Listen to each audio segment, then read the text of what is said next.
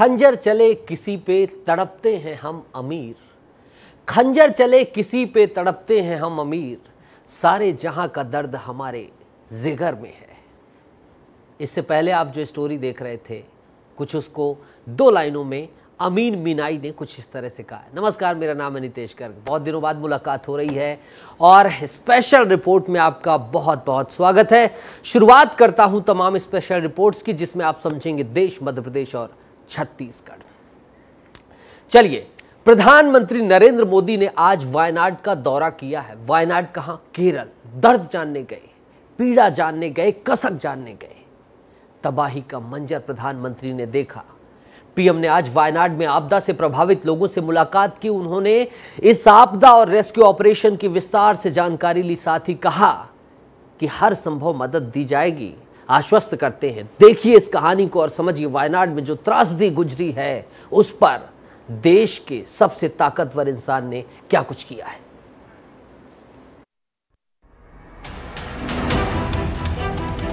प्रधानमंत्री नरेंद्र मोदी ने आज केरल के वायनाड का दौरा किया। यहां पीएम मोदी ने भूस्खलन की वजह से तबाह हुए इलाकों का जायजा लिया। प्रधानमंत्री नरेंद्र मोदी सुबह स्पेशल विमान से कन्नूर एयरपोर्ट पहुंचे। कन्नूर एयरपोर्ट पर केरल के मुख्यमंत्री पिनराई विजयन और राज्यपाल आरिफ मोहम्मद खान ने पीएम मोदी का स्वागत किया। यहां से प्रधानमंत्री मोदी भारतीय वायुसेना के हेलीकॉप्टर से वायनाड गए। इस दौरान प्रधानमंत्री नरेंद्र मोदी ने चूरलमाला, मुंडक्कई और पुंचिरी मट्टम का हवाई सर्वेक्षण किया। ये उन गांवों के नाम हैं जो भूस्खलन के चलते तबाह हुए हैं। इस दौरान प्रधानमंत्री मोदी ने रेस्क्यू ऑपरेशन की जानकारियां भी ली। साथ ही राहत शिविरों और अस्पतालों में मौजूद पीड़ितों से मुलाकात भी की। पीएम ने GVHS स्कूल के बच्चों से भी मुलाकात की जो इस आपदा में प्रभावित हुए थे। इस दौरान पीएम मोदी को तबाही का मंजर बताते हुए पीड़ित रोने लगे। पीएम मोदी ने सभी प्रभावितों को ढांढस बंधाया और हर संभव मदद का आश्वासन दिया। इस क्रम में प्रधानमंत्री ने घायलों का उपचार कर रहे डॉक्टरों की टीम से भी मुलाकात की। अस्पताल में भर्ती मरीजों के पास जाकर उन्होंने करीब से उनका हाल जाना। पीएम मोदी ने चूरलमाला में भारतीय सेना द्वारा बनाई गई 190 फुट लंबे बेली ब्रिज को भी देखा। पीएम मोदी पुल के ऊपर गए और सेना के अधिकारियों से पूरे रेस्क्यू ऑपरेशन की जानकारी ली। भारतीय सेना ने रेस्क्यू ऑपरेशन के दौरान रिकॉर्ड समय में इस पुल को बनाया था। पीड़ितों से मुलाकात के बाद प्रधानमंत्री मोदी ने सीएम पिनराई और अन्य अधिकारियों के साथ एक समीक्षा बैठक की। बैठक में उन्हें हादसे और रेस्क्यू ऑपरेशन के बारे में विस्तार से जानकारी दी गई। पीएम के साथ वायनाड गए केंद्रीय मंत्री सुरेश गोपी भी बैठक में शामिल हुए। पीएम ने इस बैठक में प्रभावित लोगों के बेहतर भविष्य के लिए योजनाओं के साथ साथ राज्य सरकार के सहयोग की भी बात कही। वहां जाकर के परिस्थिति को देखा है। मैं रिलीफ कैंप में भी इन पीड़ित परिवारों से मिला हूं जिन्होंने एक्चुअली उस समय जो देखा और जो झेला उसका विस्तार से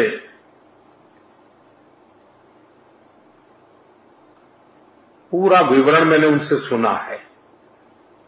सरकार ने जो नीति नियमों के तहत जो आपदा प्रबंधन के लिए राशि भेजते हैं उसका काफी हिस्सा पहले ही दिया हुआ है और भी हिस्सा हमने तुरंत रिलीज किया है। और जैसे ही मेमोरेंडम आएगा तो बहुत ही उदारता पूर्वक इन सारी समस्याओं के समाधान के लिए केरल सरकार के साथ भारत सरकार खड़ी रहेगी। और मैं नहीं मानता हूं कि धन के अभाव में यहां कोई काम रुकेगा। पीएम मोदी के वायनाड दौरे से पहले केरल सरकार ने पुनर्वास और राहत बचाव के काम के लिए केंद्र से 2000 करोड़ रुपए की आर्थिक मदद मांगी थी। वहीं नेता प्रतिपक्ष और वायनाड के पूर्व सांसद राहुल गांधी ने वायनाड दौरे को लेकर पीएम मोदी को धन्यवाद किया है। उन्होंने एक्स पर पोस्ट करते हुए इसे राष्ट्रीय आपदा घोषित करने की मांग भी की है। बता दें कि वायनाड में 29 और 30 जुलाई को मुंडक्कई, चूरलमाला, अट्टामाला और नूलपुझा गांव में भूस्खलन के चलते 400 से ज्यादा लोगों की मौत हो चुकी है और लगभग 150 लोग अभी भी लापता हैं। एनडीआरएफ की टीम अभी भी रेस्क्यू में लगी हुई है। केरल के मुख्यमंत्री पिनराई विजयन ने इस सप्ताह की शुरुआत में ही एक संवाददाता सम्मेलन के दौरान पीएम मोदी के वायनाड आने की घोषणा की थी, जिसके बाद प्रधानमंत्री मोदी ने आज वायनाड का दौरा किया। ब्यूरो रिपोर्ट, विस्तार न्यूज। 1000 में मेरी बहना है। अरे मेरी भी है, आपकी भी है, लेकिन मध्य प्रदेश के मुख्यमंत्री ने क्या कह दिया है, 1000 में मेरी बहना हैं, सब बहना है। लाडली बहनों को बहुत बड़ी सौगात दी है। एक भाई का बहन को रक्षाबंधन का तोहफा दिया है। लाडली बहनों के खातों में इस बार 250 रुपए का नेक भी दिया गया है कि ये लो बहनों, रक्षाबंधन है, भैया की तरफ से मिठाई खा लेना। आप कह रहे होगे क्या कुछ बता रहे हो, जरा विस्तार से समझाओ ना, स्पेशल रिपोर्ट दिखा रहे हो। तो देखिए इस रिपोर्ट को और समझिए कि कहां कुछ क्या कुछ कैसे हुआ है। सीएम डॉक्टर मोहन यादव शनिवार को श्योपुर जिले में आयोजित स्व सहायता समूह सम्मेलन और रक्षाबंधन और श्रावण उत्सव कार्यक्रम में शामिल हुए। मुख्यमंत्री डॉक्टर मोहन यादव ने श्योपुर से प्रदेश की 1.29 करोड़ लाडली बहनों के खातों में 1500 रुपए ट्रांसफर किए। इसके तहत कुल 1897 करोड़ रुपए की राशि ट्रांसफर की गई। इसमें लाडली बहना योजना की राशि के रूप में 1250 रुपए और 250 रुपए रक्षाबंधन के लिए शामिल है। इससे पहले प्रदेश के मुखिया टीकमगढ़ पहुंचे थे, जहां उन्होंने लाडली बहना हितग्राहियों के आभार एवं उपहार कार्यक्रम में शिरकत की। मुख्यमंत्री डॉक्टर मोहन यादव ने टीकमगढ़ में लाठियां घुमाई। यहां लाडली बहनों ने उन्हें 30 फीट लंबी राखी बांधी। इस दौरान सीएम ने कन्या पूजन भी किया और छोटी बच्ची को झूला भी झुलाया।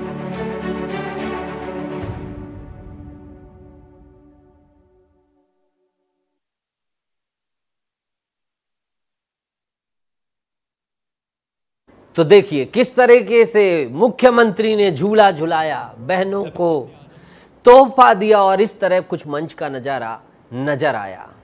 और इस नजारे को आप देख लिया आपने, कितना खूबसूरत नजारा था। रक्षाबंधन के कुछ दिन पहले सीएम के द्वारा दिए गए उपहार से बहनें खुश हैं, माताएं खुश हैं, मध्य प्रदेश की महतारी बहनें सभी खुश हैं।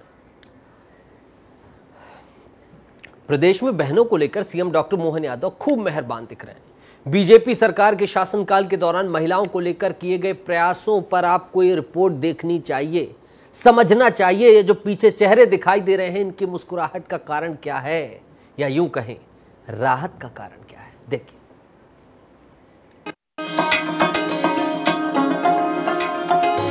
महिलाओं में बहार है, मोहन सरकार है। डॉक्टर मोहन यादव के नेतृत्व वाली सरकार प्रदेश की महिलाओं पर मेहरबान है। समय समय पर तरह तरह की योजनाएं और उनका क्रियान्वयन इसका जीता जागता उदाहरण है। वर्तमान में प्रदेश की 1,29,00,000 महिलाओं के खाते में जब लाडली बहना योजना के तहत राशि डाली जाती है तो ये दिन की हेडलाइन बन जाती है। हाल ही में मोहन सरकार ने रक्षाबंधन को देखते हुए अगस्त महीने की लाडली बहना किश्त में 250 रुपए ज्यादा देने की बात कही थी। महिलाओं के अगर हित की बात करें तो प्रदेश में सरकारी नियुक्तियों में जहां महिलाओं को 50% आरक्षण दिया जा रहा है, पुलिस भर्ती में 30% सीटें महिलाओं के लिए आरक्षित की गई है। सामान्य भर्तियों में भी महिलाओं को 33% आरक्षण दिया गया है। इसके अलावा मुख्यमंत्री उद्यम क्रांति योजना, लाडली लक्ष्मी योजना, मुख्यमंत्री कन्या विवाह योजना जैसी पहल ने प्रदेश की बेटियों को सशक्त बनाया है। इससे बेटियों की पढ़ाई लिखाई से लेकर विवाह तक की चिंताएं दूर हुई है। मध्य प्रदेश में आजीविका मिशन के तहत महिला स्व सहायता समूहों को ऋण देकर सहायता करने का काम प्रदेश में तेजी से चला, जिसके कारण राज्य ग्रामीण आजीविका मिशन की 15 लाख महिलाएं गरीबी रेखा से मुक्त हुई है।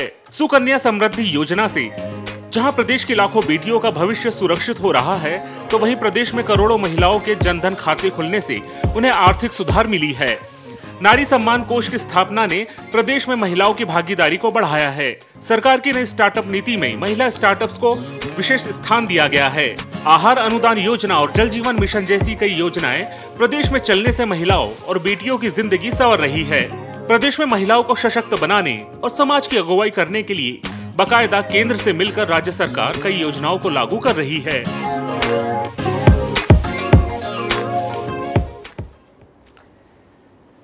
क्या कुछ हो रहा था आपने देख लिया। मध्य प्रदेश से आ जाइए छत्तीसगढ़, क्या कुछ हो रहा है साहब, जरा उसे भी देख लीजिए। क्यों? क्योंकि नक्सलवाद पर सियासत हो रही है भाई। छत्तीसगढ़ में नक्सलवाद पर राजनीति हो रही है। पारा गर्म है, लग रहा है सीधा पारा टूट के पहुंच जाएगा आसमान और सब देखते रह जाएंगे कि भाई ऐसा क्या चल रहा है। 4 नक्सलियों की गिरफ्तारी हुई, जिसके बाद राजनांदगांव के सांसद संतोष पांडे ने बहुत बड़ा बयान दे दिया और इस बयान के बाद खलबली मच गई। संतोष पांडे तो क्या, दिल्ली से आ रहे थे बृजमोहन अग्रवाल, उन्होंने भी हमला बोल दिया। सब कुछ ये चल रहा है। इस रिपोर्ट में आपको देखना चाहिए कि क्या कुछ नक्सलवाद पर राजनीति हो रही है।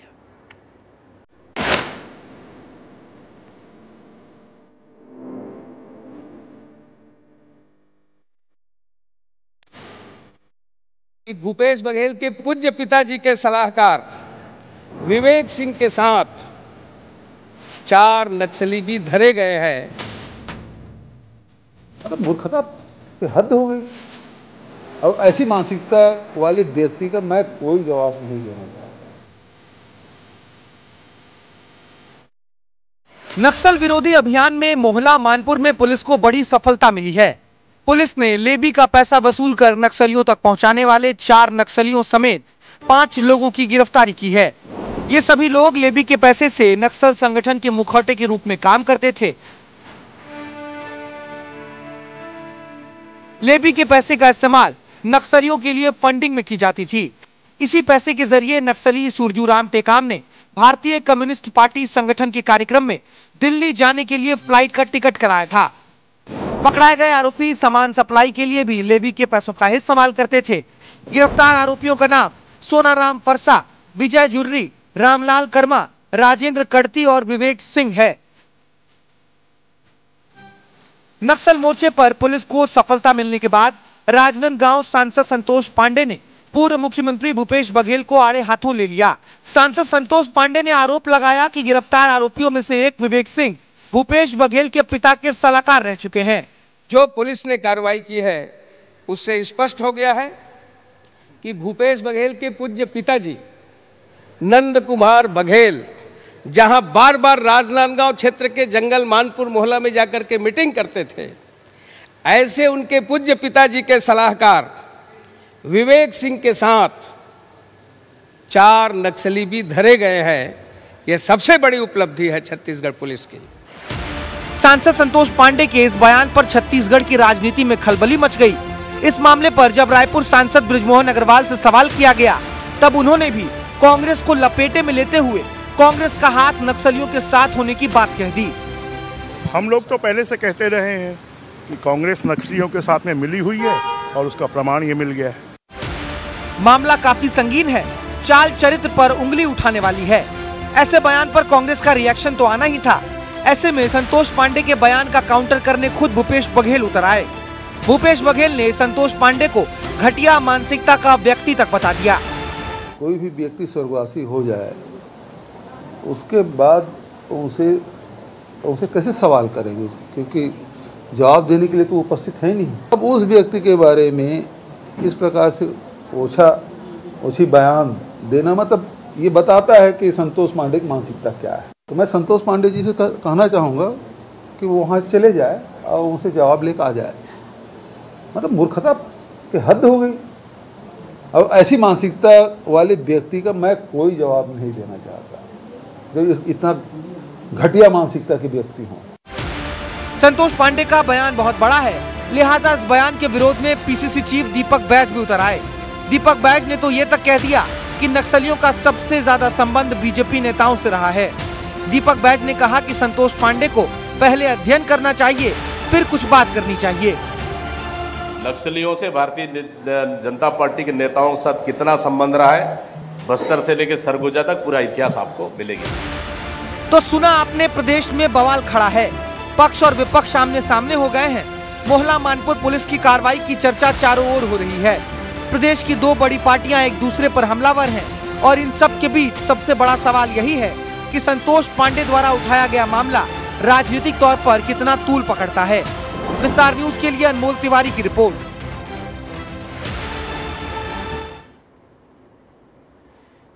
पारा गरम है भैया, पारा गरम है। और इस गरम पारे से थोड़ा सा आगे बढ़ते हैं और दिखाते हैं जिसके लिए विस्तार न्यूज कहता है कि आपका अपना चैनल है।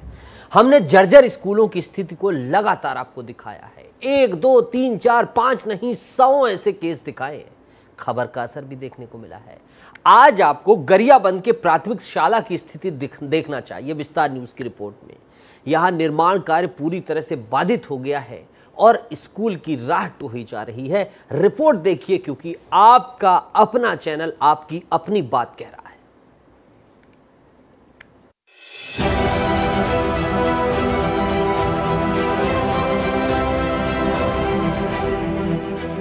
ये तस्वीर आदिवासी ब्लॉक गरियाबंद के गोडाल बाय प्राथमिक शाला की है। यहाँ के जर्जर भवन की मरम्मती की शुरुआत 4 साल पहले शुरू हुई थी, लेकिन हालत ये है कि जर्जर भवन का छज्जा तोड़ने के बाद जिम्मेदार लोगों ने दोबारा पलटकर कभी देखा ही नहीं। बैठक व्यवस्था के लिए बार बार गुहार लगाने के बाद भी प्रशासन ने कोई ध्यान नहीं दिया। पंचायत ने भी जब हाथ खड़ा कर दिया तो पालक और शिक्षकों ने ही आपस में चंदा कर घास फूस की झोपड़ी तैयार कर दिया। यहाँ बारिश के दिनों में हालत और भी बदतर हो जाती है। पेपर दिला रहे थे और बच्चों को अपने अपने खुजली हुआ और अपने अपने वो बच्चे के घबराहट टाइप का हो गया, थोड़ा टाइप का, और बच्चे परेशान होने लगे और रोने भी लगे। इसलिए उसको पालकों को तुरंत मोबाइल के द्वारा बुलाया गया और मोबाइल के द्वारा बुला करके उनको कहा गया कि बच्चों को इलाज करो। ये जो है 4 साल हो थे, अभी तक एक बारे में कोई निराकरण ही नहीं हो पाते। हमारे ग्रामीण और शाला समिति वाला में भी ध्यान करके शासन प्रशासन तक अवगत करा, तो फिर भी अभी तक हमारा कोई एक समस्या के समाधान हो ही नहीं पाते। पास में मौजूद महुआ भाटा पंचायत के दलदली प्राथमिक स्कूल का भी यही हाल है। स्कूल जतन योजना के तहत साल भर पहले दलदली स्कूल के छज्जे तोड़ दिए गए। जिला प्रशासन से जल्दी मरम्मत करने की भी गुहार लगाई गई, जो बेकार साबित हुई। ऐसे में गांव के पंच सुखदेव ठाकुर ने 30 से ज्यादा स्कूली बच्चों के बैठने की व्यवस्था का मोर्चा संभाल लिया। सुखदेव अपने घर में स्कूल चलवाते हैं। बैठक व्यवस्था दुरुस्त करने की मांग कर थक चुके स्थानीय जनप्रतिनिधि भी अब जिला प्रशासन के कार्यशैली पर सवाल उठाने लगे हैं। कहाँ पढ़ रहे हैं? वो हमारे घर में ही पढ़ रहे हैं। क्या नाम है आपका? सुखदेव ठाकुर। क्या है आप यहाँ? मैं पंच हूँ यहाँ का। मैं खुद जगह दिया हूँ पढ़ने के लिए। अच्छा, बच्चों की परेशानी को हाँ, परेशानी है क्या, स्कूल पूरा जर्जर हो गया था, इसीलिए अपने घर में जगह दिया हूँ। कब से पढ़ रहे हैं आपके यहाँ बच्चे? साल भर हो गए करीबन। कितनी क्लास? ये ग्राम गुड़रबा है। यहाँ कमार, भुंजिया लोग और गोंड लोग पढ़ते हैं। विशेष पिछड़ी जनजाति आते हैं और यहाँ 4 साल हो चुका है, स्कूल टूटा हुआ है। यानी शासन प्रशासन बिल्कुल प्रशासन तो ध्यान ही नहीं दे रहे हैं। एक और जहां प्रदेश में शिक्षा की गुणवत्ता को लेकर नए नए प्रयास किए जा रहे हैं, तो वहीं शिक्षा की ऐसी जर्जर तस्वीरों पर सवाल उठने लगा है। Bureau report. सुखदेव जैसे लोगों को नमस्कार है, लेकिन जिन्होंने इस छज्जे को तोड़कर अभी तक निर्माण नहीं कराया है, उनको धिक्कार भी है। 4 साल से यह आलम है। 4 दिन आपके बच्चे साहब इस तरह किसी झोपड़ी के नीचे पढ़ के दिखाएं तो हम माने। 4 साल का समय बीत गया और छज्जा तोड़कर आप चले गए। लड़के बीमार हो रहे हैं और आपको सुध लेने तक की खबर नहीं है। जिला शिक्षा जो अधिकारी हैं उन पर भी यही सवाल है। उम्मीद है कि ये रिपोर्ट देखने के बाद कोई धौंस धमकी नहीं, दिल पसीजेगा और आप स्कूल का निर्माण करेंगे और बच्चों को उनके भविष्य संवारने के लिए एक अच्छा भवन दिया जाएगा। आगे बढ़ता हूं। पेरिस ओलंपिक्स चल रहा है। भारतीय हॉकी टीम ब्रॉन्ज मेडल जीत चुकी है, लेकिन क्या आप आजाद भारत का पहला ओलंपिक गोल्ड मेडल लाने वाले पद्मश्री किशन लाल जी को जानते हैं? नहीं जानते होंगे। अमूमन हॉकी जैसे खेल इग्नोर ही होते हैं। आज जान लीजिए, क्योंकि विस्तार न्यूज यही करता है, अलग बताता है, अनोखा बताता है, हट के बताता है, सटीक बताता है। विस्तार न्यूज ने आज कई सालों बाद उस दिग्गज की डायरी के पन्ने खंगाले हैं। उस पन्ने को पढ़िए और भावनाओं को महसूस करिए कि किस तरह से उन चुनौतियों में भी ओलंपिक लाया गया था जब भारत के पास सुई बनाने तक की फैक्ट्री भी नहीं हुआ करती थी। इस रिपोर्ट को देखिए, समझिए।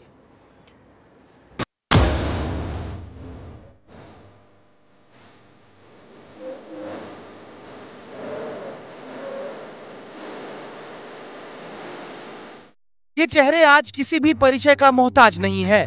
अपनी काबिलियत से इन्होंने न सिर्फ दुनिया भर में अपना नाम किया, बल्कि भारत के परचम को भी लहराया है। आज भारतीय हॉकी टीम ब्रॉन्ज मेडल लेकर भारत वापस लौटी है। उनका एयरपोर्ट पर भव्य स्वागत हुआ। जाहिर है लोग खुश थे और याद कर रहे थे हॉकी के दिग्गज किशन लाल जी को, क्योंकि आजाद भारत का पहला ओलंपिक गोल्ड मेडल लाने वाले पद्मश्री कोई और नहीं बल्कि किशन लाल जी ही थे। किशन लाल 1948 ओलंपिक में भारतीय हॉकी टीम के कप्तान हुआ करते थे।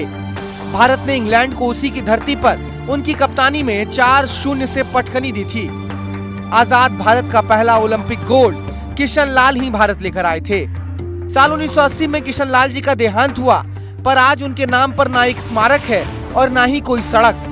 यहाँ तक कि जर्मन सरकार ने किशन लाल जी के नाम पर एक स्ट्रीट का नाम रखा है, क्योंकि किशन लाल जी ने जर्मन टीम को कोच किया था।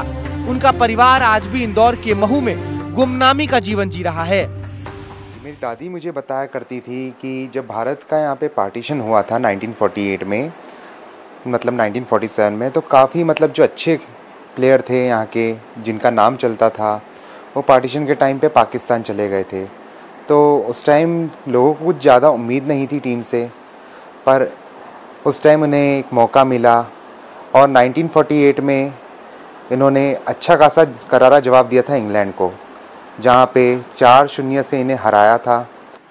और ये गर्व की बात थी उन लोगों के लिए, उन हीरोज़ के लिए, कि पहली बार विश्व में हमारे तिरंगे को उन लोग ने फहराया और दुनिया ने पहली बार हमारे तिरंगे को देखा।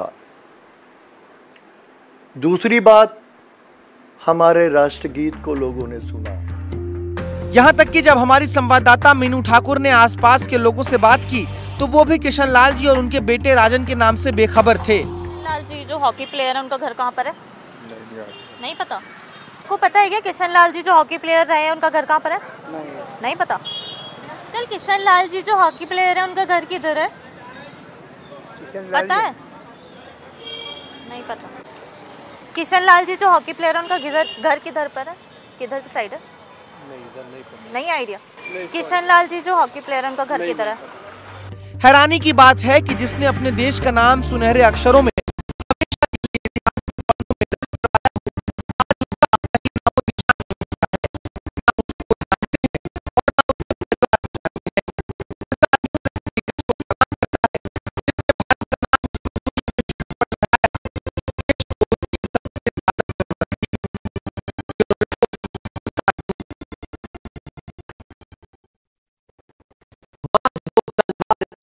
मांझ दो तलवार को लाओ न देरी, बांध दो कसकर कमर पर ढाल मेरी। रक्त अर्पित, तप्त अर्पित, आयु का क्षण क्षण समर्पित, चाहता हूं देश की धरती तुझे कुछ और भी दूं। ऐसी स्टोरियां विस्तार न्यूज से दिखाता है। ऐसे नहीं हमने कह दिया था कि हमें विश्वास है आप टीवी देखना शुरू करेंगे। विस्तार न्यूज आपका अपना चैनल है। आगे बढ़ता हूं और किशन लाल जैसे जो तमाम लोग हैं उन्हें नमन करता हूं। अब आगे बढ़ूंगा, क्राइम की स्टोरी बताऊंगा। 3 सगे भाई बहनों ने 7 घर में डाका डाल दिया, जेवर चुराए, गहने चुराए, कहां बेच दिया? उत्तर प्रदेश में। सोचा सब चंगा है साहब, 15-20 लाख की चोरी कर ली है, अब बढ़िया से आराम से रहेंगे। लेकिन रायपुर पुलिस बोली ऐसे कैसे छोड़ देंगे, पकड़ के दबोच लाया गया है, सब कुछ खुलासा हो गया। रिपोर्ट देख लीजिए, समझ लीजिए। इन तस्वीरों को ध्यान से देखिए। ये एक ही मां की कोख से जन्म लेने वाले 3 सगे भाई बहन हैं और रक्षाबंधन से पहले इन्होंने अपने रिश्ते को समाज के सामने शर्मसार कर दिया है। दोनों भाइयों ने मिलकर 1-2 नहीं बल्कि 7 घरों को टारगेट किया है और यहाँ से लाखों की चोरी को अंजाम दिया है। चलिए अब आपको चोरी का पूरा सिंडिकेट बताते हैं। दरअसल दोनों भाई मिलकर चोरी करते थे और गहनों को खपाने का काम उनकी बहन किया करती थी। बाकायदा गहनों को खपाने का काम उत्तर प्रदेश में किया जाता था। रेकी करके उन्होंने इस घटना को अंजाम दिया। और ये जो बहन है, ये जो चोरी के सामान है, इसको लेके यूपी जाती थी और व्यापारियों को पाक जाकर बेचती। पूछताछ में पता चला कि इन्होंने बीते साल में डीडी नगर इलाके में एक के बाद एक लगातार 7 घरों को टारगेट किया। इन घरों पर उन्होंने पहले रेकी की, इसके बाद यहाँ एक लोहे के रॉड के सहारे ताले तोड़कर चोरियां की। रायपुर में भाई चोरी करके गहनों को खपाने के लिए अपनी बहन अदिति सिंह को देते थे। अदिति की शादी उत्तर प्रदेश के चंदौली जिले में हुई है। वह भाइयों से मिले सोने और चांदी के गहनों को वहीं के सराफा बाजार में बेच दिया करती थी। पूछताछ के बाद पुलिस ने गहने खरीदने वाले 2 ज्वेलर्स संजय कुमार जायसवाल और अरविंद कुमार वर्मा को भी गिरफ्तार किया है। ये लगभग पिछले कुछ महीनों से इन्होंने चोरी की घटना को अंजाम दिया है। इन दोनों आरोपियों को पूर्व में भी डीडी नगर के अलावा कबीर नगर और अमानगढ़ में अपराध दर्ज हुए, जिनमें उनके कुल 3 प्रकरणों की गिरफ्तारी की जा चुकी है। एक जोड़ी थी करण और अर्जुन की, और ये जोड़ी है सूरज सिंह और सिद्धार्थ सिंह की। बस फर्क ये है कि उन्होंने इंसाफ के लिए लड़ाई लड़ी और समाज को अच्छा संदेश दिया। वहीं इस जोड़ी ने अपनी ही सगी बहन के साथ मिलकर चोरी करते हुए समाज को शर्मसार किया है। विस्तार न्यूज के लिए नितेश गर्ग की रिपोर्ट। क्या क्या हो रहा है और तमाम तरीके के सवाल खड़े हो रहे हैं। उम्मीद है आप खैरियत से होंगे। अभी से पाँव के छाले न देखो, अभी तो सफर का इब्तिदा बाकी है। इसी शेर के साथ आपको छोड़कर जाता हूं। देखते रहिए आपका अपना चैनल, आपकी अपनी बात के लिए विस्तार न्यूज। नमस्कार।